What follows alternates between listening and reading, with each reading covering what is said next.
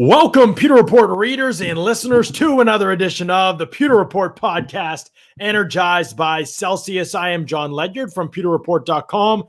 With me today is Mark Cook, also from pewterreport.com, here to talk a little bit of Bucs schedule. We didn't get our fill yesterday, Mark. We have a little bit more to talk about. Yeah. Not enough at all. There's plenty of storylines. There's lots of intrigue with this schedule. I'm excited to talk about it more. Yeah, no, there really is. And when you look at the schedule, you know, the more and more I look at it, the more I see a lot of wins in the Buccaneers' future. Now, again, That's today. What is it? May 13th, something like that today? Yes, May 13th. We'll see how things look, October 13th, right? A couple injuries here or there, some crazy off-the-field distraction.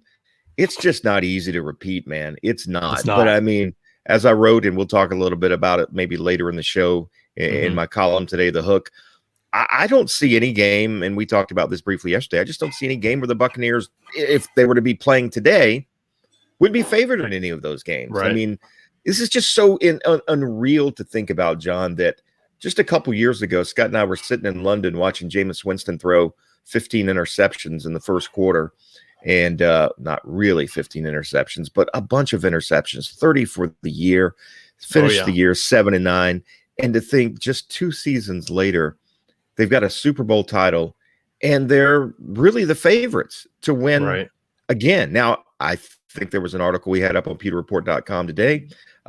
Maybe there's some people out there that aren't picking the Bucs. Maybe they're not going to be the popular pick. That's kind of crazy in my opinion, but whatever. I don't think the Buccaneers care if they're the favorites or not. They know what they want to do, and they know what their goal is, and whether they're picked to be the favorites or not. I don't think it's going to affect them at all, to be honest with you.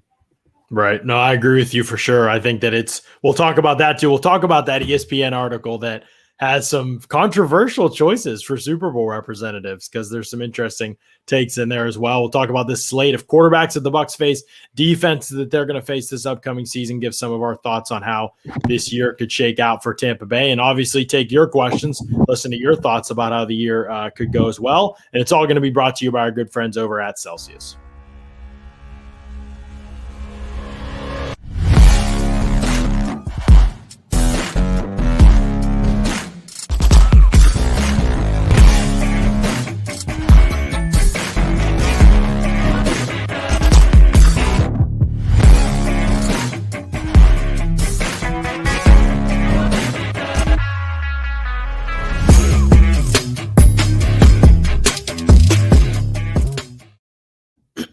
Celsius powers active lives every day with essential functional energy. I got my sparkling watermelon. That's my flavor right now. I've had that the last couple shows, I think, that I've jumped on there. What do you got there? Is that grapefruit? That's my go-to. I haven't had that one yet. Grapefruit or orange are two of my favorites. And listen, I'm not the kind of guy that's going to sit around and actually eat a grapefruit, but in liquid form, whatever they do to put it in the Celsius can, it makes it really, really good. Yeah, no, it's that's one that I'm going to have to try for sure. Sparkling watermelon. What they're great about them is that they give you the energy boost without the drop-off. You don't get that same drop-off that you get with other energy drinks. Plus, they taste great, and there's no sugar. Good for you. They accelerate your metabolism. Been a game changer for me as I get up for my early morning workouts, and I encourage you to check them out as well. You can do that going to Celsius.com. You can purchase them over there. You can get the variety pack over at Amazon. Lots of options. They're also in more and more stores every single day. I saw their Q1 earnings came out and were published in a couple magazines. Saw they did extremely well, which is no surprise at all. We know that they are taking over, and we are proud to have them as sponsors of the Pewter Report podcast. Check out Celsius and change the game for yourself today. All right, Scott. All right, Mark. I'm calling you Scott already. I called you Scott last time you were on. I'm out of here. I called you Scott last time we were on, and I think it's just a rite of passage that I have to do it. It's maybe because it's always just you and Scott. I mean, it is Scott. You guys are like life partners now. I mean, you moved all the way down here to Florida to be closer to him, so it worked. It's natural. It's okay. And you know what, John? Like my wife. You texted Scott again. Calling Scott again. and I have heard that for 11 years now. What is Scott doing now? And but here's the deal. In all honesty, once we start getting back in that building and being at every game and things like that, we are literally going to spend more time with Scott than we do with our spouses and things like that. So anyway. Just don't tell my wife. My wife's listening to the show. That's not true, honey. It's not the way it's going to be. I promise. Okay. Okay. This Bucs schedule, man. I mean, there's a lot going on in it, obviously, but right off the bat, that's what catches my eye. I mean, you look at this schedule and you say, wow, that's if there's not a lot of great quarterback matchups. I wrote about that article just went up at pewterreport.com, kind of breaking down some of the quarterback matchups for the Bucs defense this season. But man, right off the bat, it doesn't seem that way, right? You get Dak Prescott, Matt Ryan, and Matt Stafford out of the gate. Yeah. And that looks like it's going to be a pretty challenging 3-game slate. Is that to you, as you look at this, Mark, is that the most challenging 3-game stretch is right out of the gate before you're not really in rhythm yet. It's hard to say you've gotten hot. I mean, you're off the Super Bowl win and 8 straight wins, but there's a whole break in between. You don't have any of that, kind of how they got rolling late in the season, right? You don't have that going for you. So come out of the gate and you face 3 really good teams, and they're obviously in the same spot of not having a lot of time to get hot, but it's definitely the most challenging slate of quarterbacks I think they'll face 3 weeks in a row. Yeah, on paper for sure when you look at it just at first glance. Now, again, as we said earlier, we don't know what's going to change between now and midseason. I mean, Daniel Jones might be an MVP leading candidate by the time the Buccaneers take on the Giants in Week 11. Ryan Fitzpatrick may be throwing for the most passing yards, and Carson Wentz may reinvent himself with Frank Reich up in Indianapolis. I don't know. I mean, it's impossible to predict.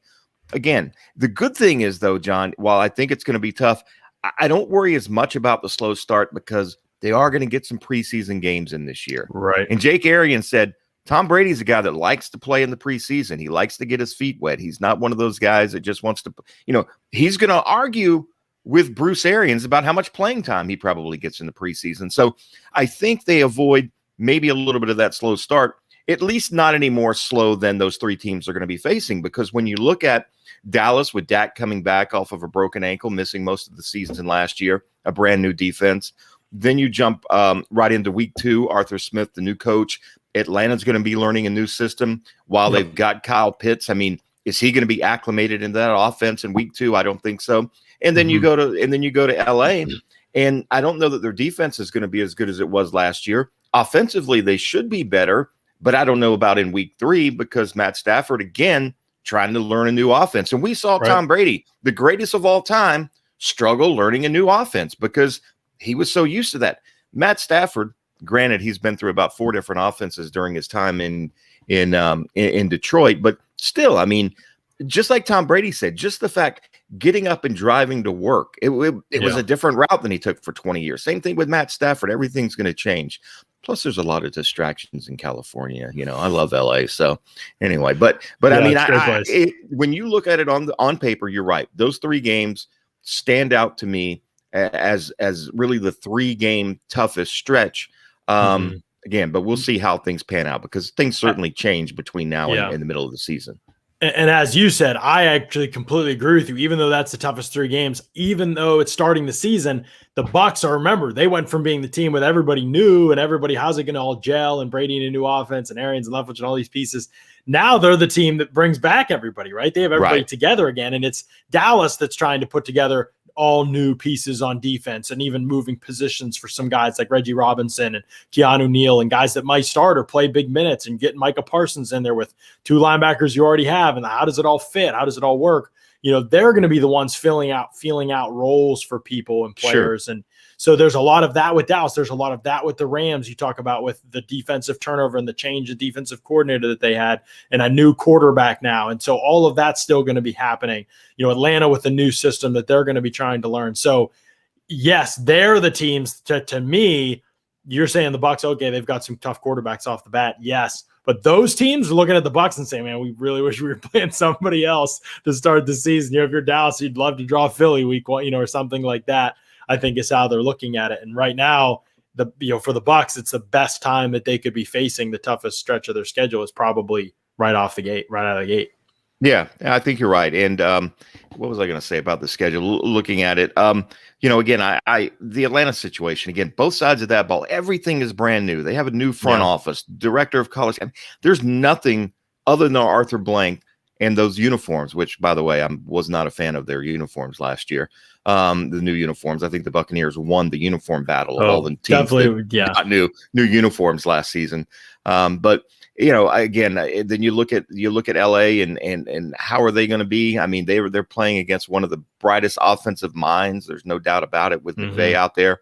But he's given them fits too. He's given Todd Bowles a lot of fits. 2 matchups the last 2 years. I mean, they've scored a lot of points. I know they've got a bunch of turnovers off of Goff a couple years ago, but the Rams still put up 600 yards off of something crazy with 400 yards. It was. Bowles himself said it was not one of their better games, despite the turnovers that happened in the game.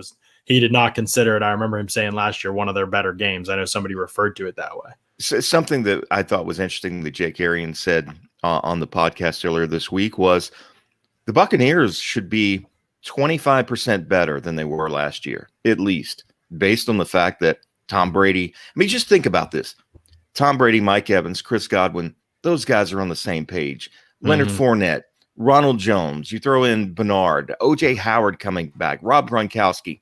Unless there is just a significant physical talent drop-off due to age with Tom Brady and Rob Gronkowski, or unless it was an aberration what we saw with Tristan Wirfs and Donovan Smith last year, which I don't think that's the case. The Buccaneers are just in a terrific position right now. Again, we'll revisit this 6 months from now, 8 months from now, and say, man, my how things maybe have changed. But right now on paper, and again, I wrote about it in today's column of The Hook. If you'll take a look at it, not you, but you too, if you want. But of course, I already did. Yeah. All right. But I mean, I pretend that I was the odds makers, right? I mean, I'm not a gambling man on professional sports. Yeah. But I looked at the games and I just didn't see anything. I mean, really, one of the things that I started thinking when as I looked down that schedule, while right now we laugh at it, that January game in New York, man, that one, I don't know why that one scares me because Zach Wilson's going to have 15 games under his belt, right? Yeah. A new head coach, which, by the way, I thought was by far the best new coach hire of all the coaches last year. And they just added a lot of talent to that football team. Now, are they still a mess of an organization? We'll see. But, that could be a pretty tough game for the team later down the stretch. And certainly the Buccaneers are a better football team, but maybe it becomes, I don't even want to I hate using the word trap game, but a game maybe where the team feels that, we're so much better than this team that was awful that only won one game last year that it's not going to be a problem. The Buccaneers are going to have to show up for all 17 games. As good as they are, they can't take any time off. But what I love about this football team is they have the greatest of all time who just won't allow complacency. He's just not the kind of guy that's going to allow that. There's no resting on the laurels. Tom Brady's not coming back, defying what his wife wants him to do, to be 8-8 this football season or 10-6 and be bounced out of the first round of the playoffs. Anything less than another Super Bowl win for Tom Brady would be a bitter, bitter disappointment. And of course, for Buccaneer fans as well. Right. No, I mean, that's the kind of expectation it is. I know Bucs fans, it's crazy for them to think about probably, but that's the kind of expectation there is. Not only do you have the schedule that you have the talent and the team that you have, you're bringing back an unprecedented amount of players, contributors, starters from a year ago from a Super Bowl championship team. That doesn't happen. The Super Bowl champions also getting one of the best strength of schedules doesn't happen. But yet still challenging enough slate that I don't think they're going to go into the playoffs totally untested or anything like that. Right. This is a battle-tested team. There's veterans. There's key leaders in key positions that will get you through and weather those storms. So I think, it's absolutely. Whereas last year, I pushed back a little bit against the Super Bowl or bust. I felt like a successful playoff run, winning a game in there, I felt like that would have ultimately the team, players are always aiming for that. They're always aiming for a Super Bowl. But I felt like the Bucs, for our standpoint, we could have said, oh, this is good season if they'd have won a game in the playoffs. Right. Well, they went all the way and won the Super Bowl. And now this year, there's no doubt in my mind. That's the objective. You want to win the Super Bowl. Not only do you want to, but this team should win the Super Bowl. They should certainly make the Super Bowl. I'll at least say that because the NFC, there is, and we'll talk about that in a second, but there are just not a lot of legit challengers in my mind. Alien Mastodon says nothing is easy. These teams aren't going to let the Bucs win. Division games are tough. Rams, Patriots, Bears defense is tough. Oh yeah. I mean, in the NFL, man, it's not easy, period. I mean, the Bucs, as good as they were, as talented as they were last year, and I know they weren't really putting it together yet. They lost that Bears game, should never have lost that game. They should have lost the Giants game, didn't lose it. but Daniel Jones missed how many wide open touchdowns down the field because he couldn't hit a wide open. I mean, that's also the game that Jamel Dean decided just not to play. Oh my gosh, that was bad. John, the roller coaster with him. You brought up something. I think it was in the podcast last night that as good as this defense finished the season, and that was as masterful of a defensive performance as we've seen in that Super Bowl against the Chiefs, holding that offense to 3 field goals. I still can't believe it, to be honest with you. But they almost lost to the Redskins. I say they almost lost to the Redskins. That's not necessarily true. Defensively, they were not good in that game. They were not good. They were maybe a terrible call by the Packers' decision to kick that field goal there in the end of losing that game. You know what I mean? I mean, they gave up a lot of yards to Aaron Rodgers and the Packers in that game. I hope it's more. I hope that the Super Bowl defense is more of what we see. If that's the defense that comes out and starts the season and plays consistently like that, the sky's the limit. And I'm talking about, obviously setting any type of Buccaneer team record with wins. The best they've ever finished, 12-4 in a regular season. I think they can best that easily if the defense is as good as they were. Well, if they're as good as they were in the Super Bowl, watch out, 72 Miami Dolphins. The record could be in jeopardy, right? That's not going to happen. They're that good, yeah. But no, I think you're exactly right. The talent's there. But what I was going to say is you brought up some points that there were times last year, John, where you in particular were critical of this defense. There were times when Sean Murphy-Bunting, and I agreed with you, should not have probably been on the field. There was a point last year where you're like, they're going to have to find somebody else. Now, he came and showed up in the playoffs. Unbelievable turnaround. Can it continue, though? That's going to be the question. That's going to be, I think, the storyline moving into the season. I think there's a tendency for Bucs fans to kind of look at the results at the end of the year and forget a little bit about the process. Defensively, most of the year was really subpar. Now, they changed things up, and I gave them all the credit in the world. I wrote articles about it. It was one of the most unbelievable turnarounds, not only just players playing better, but coaching turnaround. Bowles changed his scheme. He played way more 2 high safeties. He brought 3 safeties onto the field against Kansas City. He played press man coverage at the highest percentage he'd ever called in his career, according to the sites that track those statistics. So it was a notable data-tracked turnaround in 180 from what they'd done in the regular season. And the result was overwhelmingly positive. Even that Packers game, which you talked about, remember, they had to stave off those 3 straight turnovers. And they had to stave off the best offense in the NFL and the MVP at quarterback. And so it was asking a lot of them. And I know, yes, you could say, that certainly there are moments, but they did so many things right. In today's world, that is about as good a defensive performance I think you can ask for. And they just kept that out. The Chiefs game, the Saints game. So, yeah, it was this complete swing. Now, is that who Todd Bowles is going to be, or is he going to be kind of? We saw the numbers. Like that was abnormal for him to call that much press man coverage. It was abnormal for him to play those 2 high safeties and trust his guys up front to stop the run without putting an extra guy in there and playing a lot of single high. If he moves to that, yes, this is going to be a very difficult team to stop, because that, to me, schematically, you're putting guys that are more talented than most teams in the league. Now you're putting them in positions they win, and you're helping out a guy like Sean Murphy-Bunting and Jamel Dean and Carlton Davis, if you're building a defense, first and foremost, primarily help your corners. I mean, put your corners in the place where they can succeed the best. If your corners are in position to thrive, chance of your defense thriving just goes way up. So you're right. It's a huge question mark that we'd love to feel great about it based on how last year ended.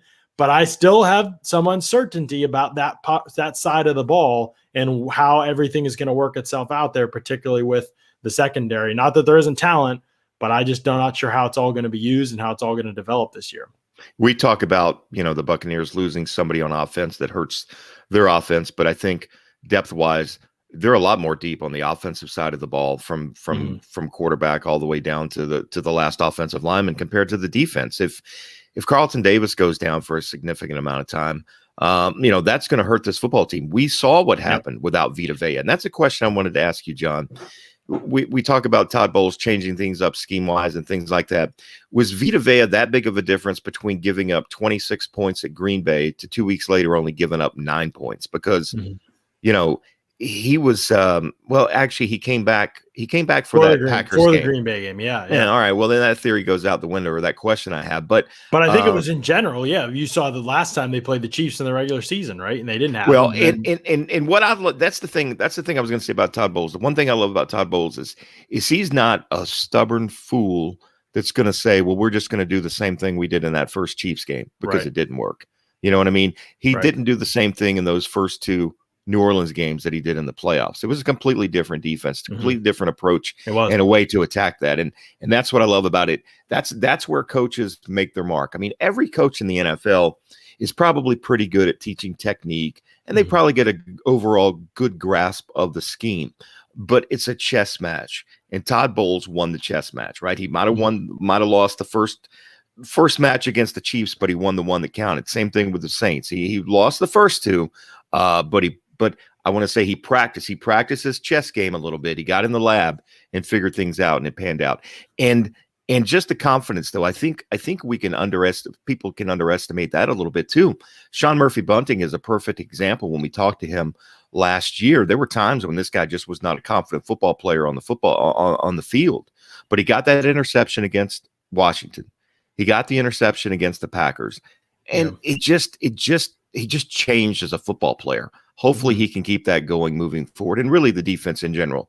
And we talk about the LA Rams. I mean, I'm sorry, the Dallas Cowboys with Micah Parsons, who I think is going to be a tremendous linebacker in the NFL. But Devin White was not Devin White the first start he had in the NFL. You know, again, that's we talk about the quarterbacks, but some of these even defensive his emergence players too. Was late last season. Like he wasn't the same. I mean, he was a totally different player over the last couple games of the regular season, and then the COVID thing, and then even in the playoffs. I mean, he was the dominant player. So yeah, you're right. It's a lot of this is about are the young players going to keep trending in the right direction. Vita Vea did. It took a couple years, but we saw him in year 3 really blossom when he was out on the field, and I think Devin White's on his way there. And still can get better. Vita Vea can still get better. That's the crazy thing. Really, this should be a Pro Bowl season for him. Yeah, all pro season or whatever. Yeah, for sure. Mark Fisher says, "What does Brady need to do to get the team mentally ready and hungry to repeat?" I think Mark mentioned it a little bit there. I mean, I think a lot of it's about they've had those reps together, and when they get back on the field, they're going to have that he needs to be obviously. But I think that's going to happen. I'm not really concerned about Brady. At the end of the day, these guys are adults and they need to, be able to handle themselves professionally too. And I think that they're going to. But it starts with Brady and the coaching staff. And a lot of that is just how you work, how you practice, what you're willing to put up with. Are you going to let little things go that you didn't let go before? I think. But Tom Brady doesn't let things go. Tom Brady doesn't let things go. And the Buccaneers saw last year, by not wanting to disappoint Tom Brady and doing the little things that made a difference, it worked for him. And they would be foolish to try and change anything at all. Come with the same approach. I don't want to be the guy that gets Tom Brady sacked on third down and hurt. I don't want to be the guy who drops a pass in the end zone from Tom Brady. He elevated everybody's play, and I don't see any reason why that changes. I mean, all you have to do is look at his 20-year career in New Orleans. There was very few drop-offs with talents with that football team. I mean, they were just good. They were a dynasty. The NFL is not supposed to have dynasties. The league is not set up to have 20-year runs like the Patriots did. And there were two constants in that. There was Bill Belichick and Tom Brady, because players came, players go, but those two people were the same. And I tend to think that it was more Tom Brady, as we saw the results with the Patriots last year versus the results with the Buccaneers, that Tom Brady is that big of a difference maker. Right. Gary says tickets are so expensive right now. Yeah, they're absolutely crazy. Garrett says $1,400 a ticket to Bucs versus Pats. I need a GoFundMe, please. We don't have a GoFundMe, but I will let you all know about Mega Seats. They are the official ticket sponsor of pewterreport.com. And you can go to Mega Seats right now and you can save 10%. And there's no added fees, free shipping on the tickets, nothing added. I love that because I can't stand when I get a price and then I go to the final payout page and they've added like $10, $15 worth. So none of that with Mega Seats. You can save 10% with the promo code Pewter, PEWTER. So if you're looking for tickets and you're trying to get them, use that promo code. That at least get you a little bit off, Garrett and Gary, as y'all are looking for tickets. Definitely check that out for sure. Brian says, I like that the Bucs have the toughest stretch of their schedule early in the season, week 1 to 2 at home, and then they have a mini bye between week 1 and 2. So the Rams game they will be fresh. Yeah, I agree with you on that. I think we've touched on that, Brian. That's a good point. A good question here from Kay. How big of a factor do you think the defensive packaging snap count could affect Tampa's upcoming free agent contracts in the secondary? I think Carlton Davis's year is huge. I mean, that's big for him. They really – Jordan Whitehead to me is kind of – I mean, he could have an unbelievable season statistically, just kind of randomly, but I'm pretty sure we kind of know who he is, at least in terms of ceiling as a player. And you kind of have to decide if his price, he prices out of Tampa Bay, then he prices out. He's not the kind of guy you chase. Carlton Davis might be the kind of guy you chase. Lockdown corners don't come every year. And so the Buccaneers have been trying to find one since Aqib Talib, John. Yeah, and right. And they've was Grimes for a little bit. Was Grimes that guy? Grimes was that guy briefly. He was older though. Yeah, he was older. By the end, he was done. I mean, he was, Mike Smith was telling him to play over here, and he was basically refusing. It was just a terrible. Never a dull moment with the Grimes. No, the whole. Oh God, you just made me think about Miko. Yeah, that was crazy. I think she blocked us after she dropped some F-bombs on Scott on Twitter a few times. But we weren't the only ones. There were plenty of those people that caught the wrath of the Grimes family. Here's the crazy thing, John. I actually liked Brent Grimes in the locker room. He was a quiet guy. Yeah. Nice guy, you know what I mean? And when you did get him to talk, he was a good guy.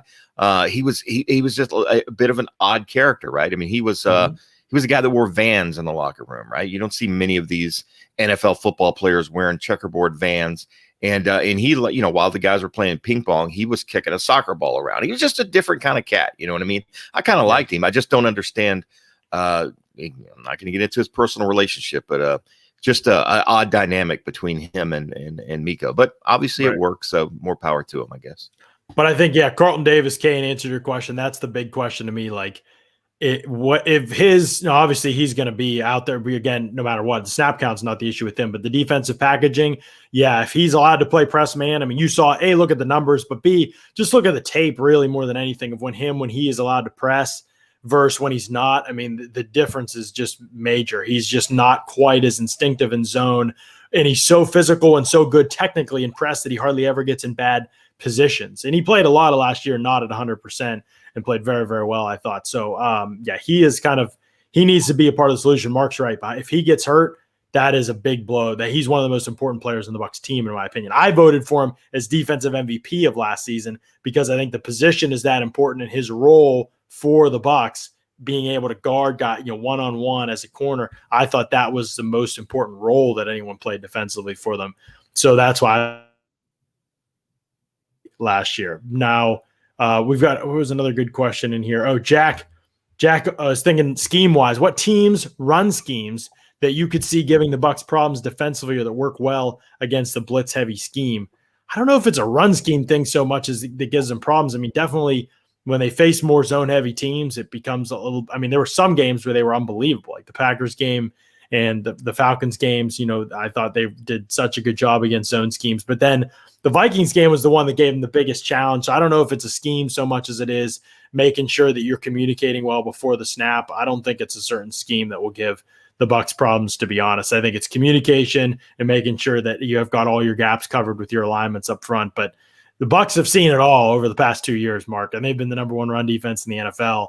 What's going to be the key this year? Nobody is going to – I mean, if you're smart, you've been put on notice, right? Like 2 years ago, people were still trying to run the ball because they knew James was going to turn it over, and they knew the Bucs weren't some juggernaut offense, so they could still run the ball, even if it wasn't super productive. Now this year, you see what the Bucs offense can become. You know that they've shut down the run at a high level for 2 years. Everybody's going to come out throwing the ball. And already last year, the Bucs were the defense that more teams threw against in neutral situations. That means like no long and late downs, no pass obvious downs, no like 2-minute warning situations, but more teams were throwing against them in neutral situations than any other team in the league. That's going to continue and probably be added to this year.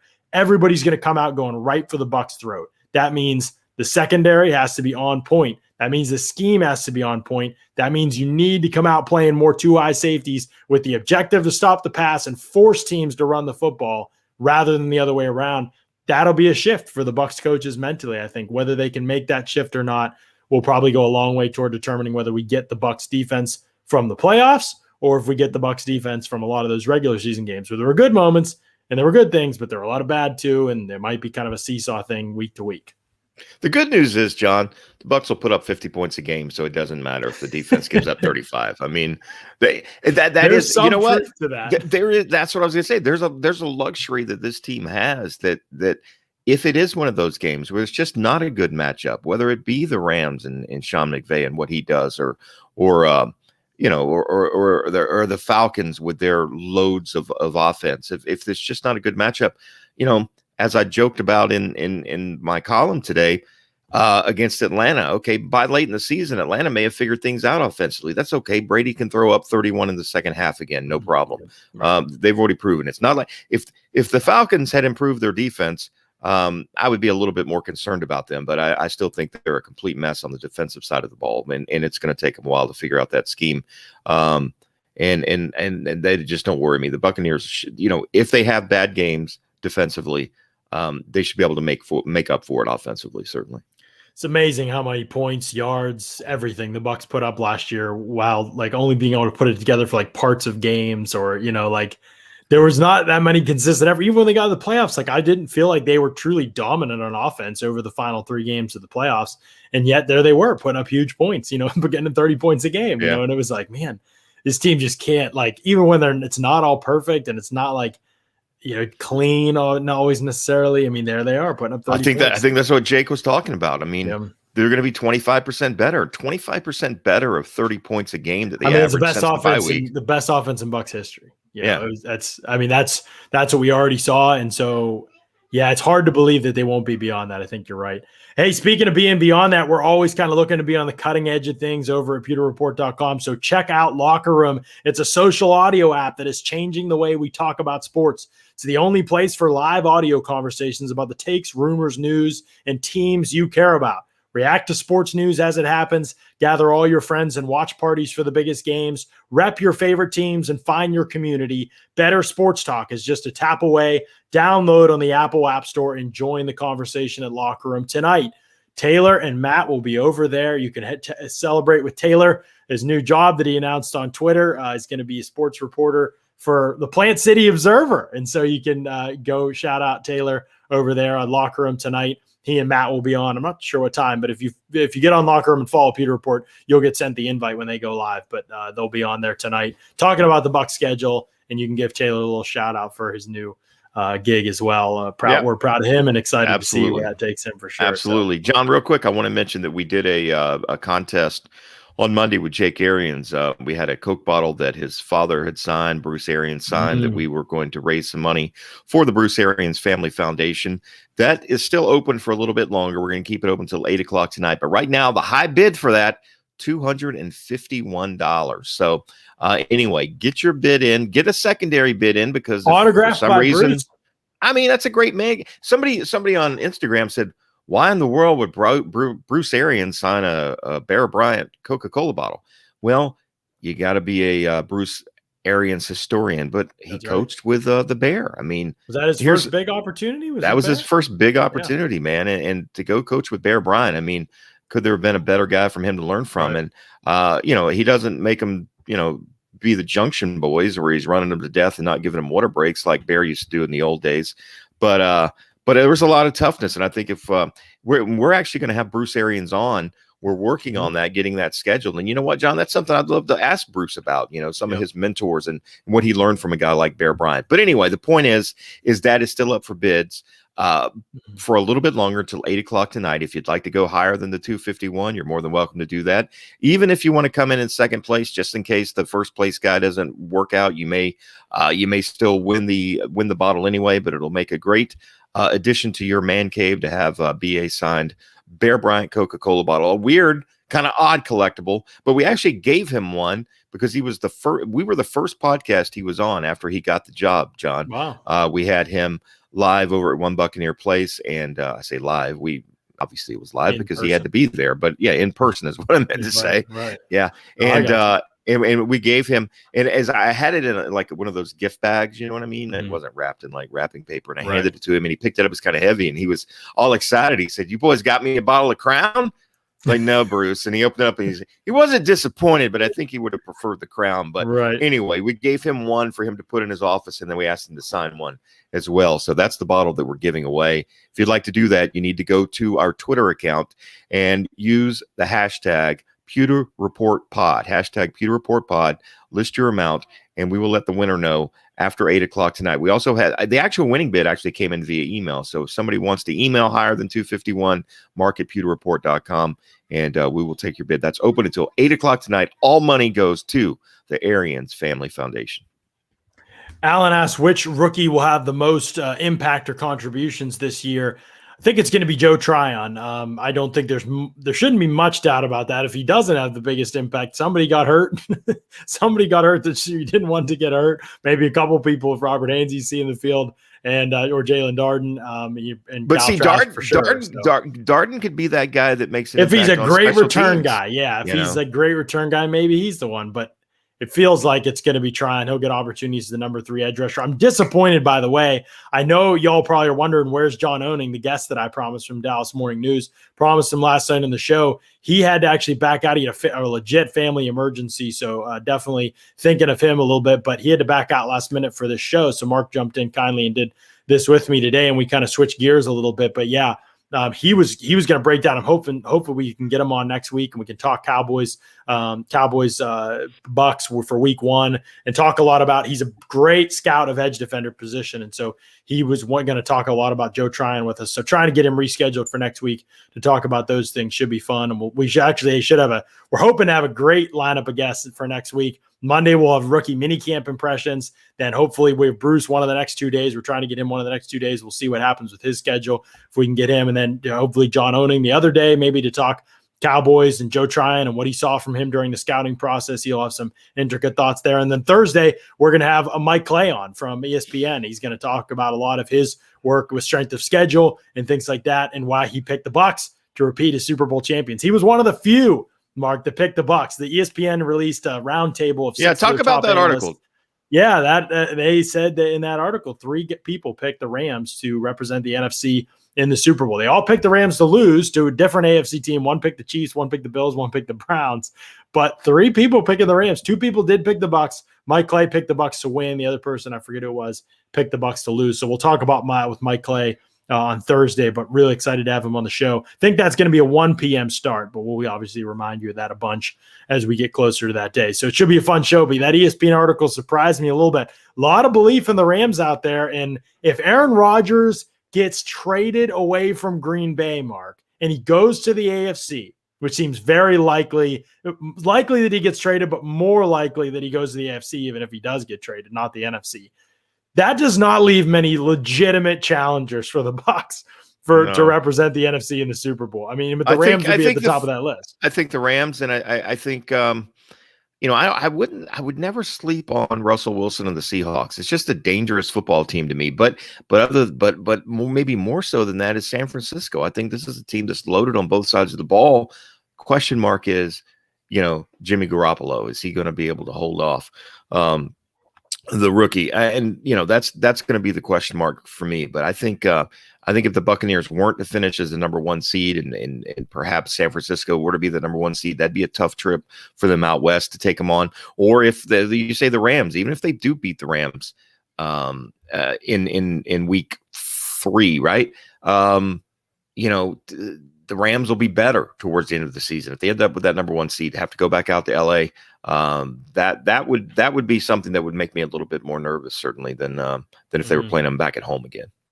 Yeah, for sure. Hans has not been a big fan of the Bucs draft. He says, I fully expect trying to show why John originally had him ranked as a 4th round pick. Yeah, he bumped up to a late 3rd for me after the testing and watching a little bit more tape and people kind of raving to me about his work ethic and things like that. It's like, okay, maybe he can be. But yeah, there are some technical things with Tryon that need to be cleaned up, and for him to be able to make the kind of impact that the Bucs really need to make, I think he's kind of low key an important part of this kind of run here a little bit. So Hans, listen, I don't know if you're German with that name. You have to be. I have an uncle Hans in Germany. I was born in Germany. My name is Johann. Why the hate for Mark? Hey, Cook? Look, he said. Also, Mark, I was only joking. I always appreciate. Oh, okay, so I'm just kidding. Maybe this is Maybe this I is thought my you guys were going to throw down. I was getting excited. No, maybe this is actually my uncle in Germany who doesn't like me. So who knows? I don't know. Well, that sounds like a story for another time. Yeah. Somebody says this. Kay says, "Do we sweep the former boogeyman Saints or Aints this year?" Oh man, we haven't gotten to that point. I think in one of the shows next week, depending on what happens with guests, we are going to kind of go through and pick a lot of these games, whoever's on that show. But I don't want to give too much away. But I feel like tricky games for the Bucs, even though they aren't the best teams they face. I think in some ways the Patriots game and at least one of the Saints, both of the Saints games, but maybe like lose one, those are going to be tricky games to me for the Bucs. Like I really think that, Mark. I almost think like the Cowboys and Rams represent some big challenges on paper for sure with the quarterback play, but I think they can overcome those two teams. You can overcome in Atlanta. I could see them win all four of those games, but I think they're going to lose one of the Saints games and they might lose the Patriots game. I'm not saying it'll be Brady's fault they lose the Patriots game. I think there's going to be just a lot of extra stuff with that Patriots game. Oh, there's no doubt about it. I mean, it feels like Brady's won the war and Belichick might win a battle. They're both great. And, I think a whole storyline between those two is dumb, but.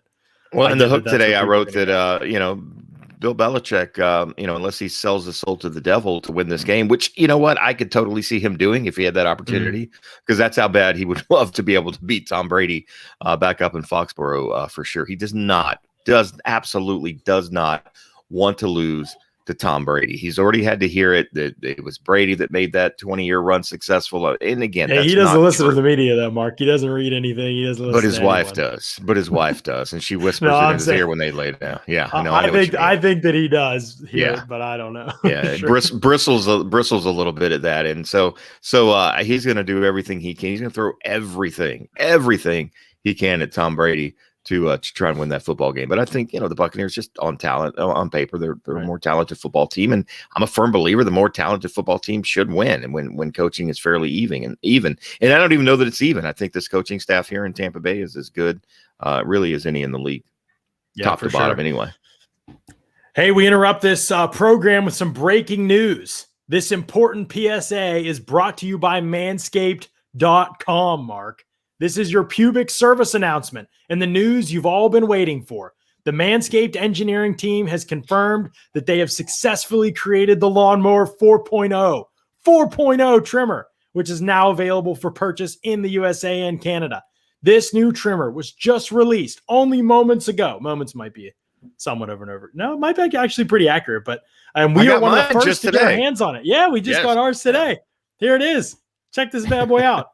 So what's different about the 4.0? Why is it you can join over 2 million men worldwide who trust Manscaped with the exclusive offer for you, which is 20% off and free worldwide shipping with the code PEWTER at manscaped.com. PEWTER is the promo code. Get 20% off. What's different about the 4.0? Why should you get that? We've been talking about, what was it, the other lawnmower that we had? I don't even remember the number at this point. The 3.0. 3.0, right. The performance of this thing, the craftsmanship and the details in the 4.0 are truly next level. Their advanced ceramic blade and skin-safe technology is so good that it almost seems as if Manscaped worked with Elon Musk's engineers. Possible.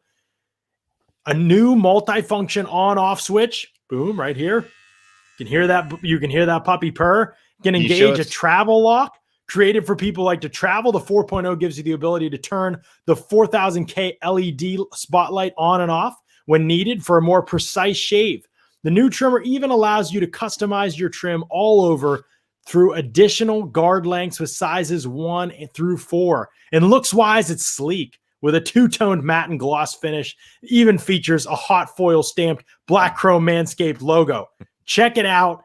And there's wireless charging. Big deal, wireless charging. The battery length lasts even longer due to electromagnetic induction. I know all about electromagnetic induction. Trust me. If you're still trimming your face with your ball trimmer, it's time to make some changes, Mark. Get 20% off of plus free shipping with the code PEWTER, PEWTER at manscaped.com, and your balls will thank you. 20% off PEWTER, PEWTER. That's the promo code. Check it out over at manscaped.com. I was able to do it with a complete straight face that entire time. That was good. Very impressive. Very impressive. Not gonna lie. They also send it to you in this great box. I always think the box is kind of like and there's lots of accessories inside. I always think the box, if it's a great box, it's a great product. And so they took their time and their care with it. So yes, you gotta love Manscaped. And what I love is the longer battery life, John. Again, when you're old like me, there's a lot more to trim, right? And there's nothing worse than when you get halfway done. You don't want a mohawk. We could have just ended the read there. Sorry, I can never let a good thing go. But I'm trying to be practical here for people. You don't want your battery to die in the middle because it's going to look really weird if you've got a faux hawk down there. So anyway, I don't want that for sure. No. All right. So next week on the podcast, we are going to have Mike Clay on the podcast for sure. Trying to get two other guests, one of which Bruce Arians. Monday we'll come back. We will have thoughts and impressions from rookie minicamp. Make sure you're following along pewterreport.com over in Pewter Report at Pewter Report on Twitter. We'll be tweeting and talking about whatever we're allowed to tweet and talk about from rookie minicamp as we get our first look and first impression on these players. Scott and Taylor will be there Friday, and you and I will be there Saturday, right?